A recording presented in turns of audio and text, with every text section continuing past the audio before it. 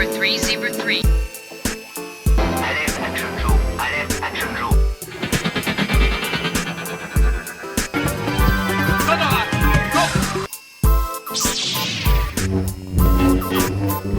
I'll be back. Bonjour à toutes, bonjour à tous.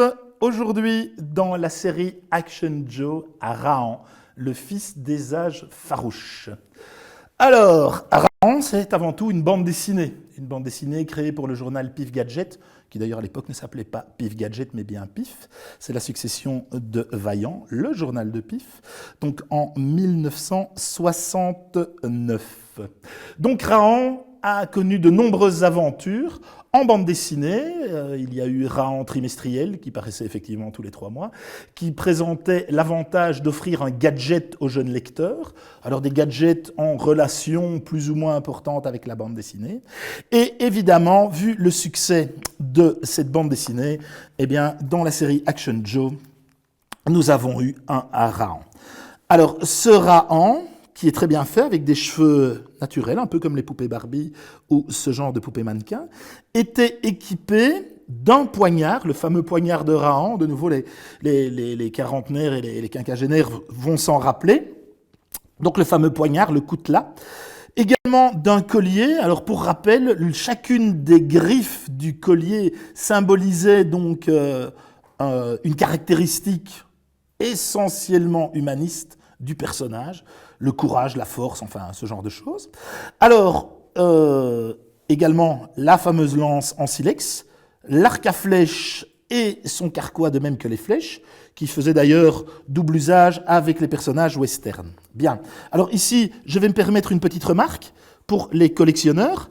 Vous avez ici un Rahan qui malheureusement a perdu les cheveux, c'est des choses qui arrivent à partir d'un certain âge, et vous pouvez voir qu'il porte un slip,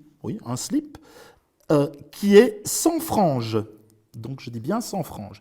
Alors que celui de Rahan, que je vais vous présenter à l'instant, est frangé à la base. Donc celui avec les franges, c'est Rahan. Celui sans frange, c'est œil de lynx. Donc nous parlerons d'œil de lynx lors d'une séquence ultérieure, probablement.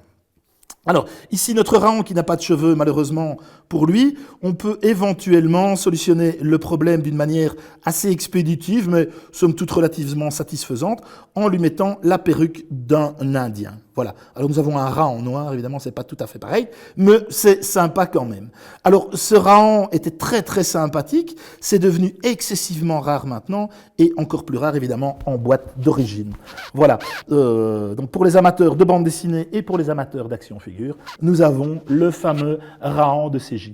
Il est à remarquer que ce Rahan n'a été commercialisé que sur le marché français, ou en tout cas pour le marché français.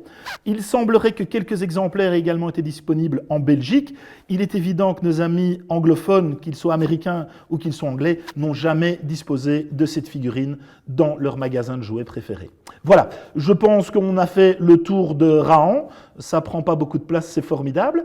Encore un petit détail, je tiens à remercier donc de nouveau toute la direction et le personnel du domaine des Grottes de Han pour leur sympathique accueil qui nous a permis de filmer dans d'exceptionnelles conditions un homme des cavernes dans une caverne. Voilà, au revoir.